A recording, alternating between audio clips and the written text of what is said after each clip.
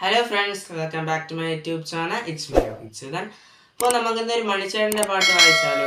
അപ്പോൾ ഞാനിന്ന് വായിക്കാൻ പോകുന്നത് നമ്മുടെ മണിച്ചേട്ടൻ പാടിയ കവുങ്ങാട്ടെ അമ്പലത്തിലെ പാട്ടല്ലടിയെ കേൾക്കണത്, നേരം വേളുത്തടി പൊന്നെ കട്ടൻ തിളപ്പിക്ക് പൊന്നാരെ എന്ന പാട്ടാണ്. അപ്പോൾ ശരി ഗൈസ്, ഇന്നത്തെ വീഡിയോയിലേക്ക് പോകാം.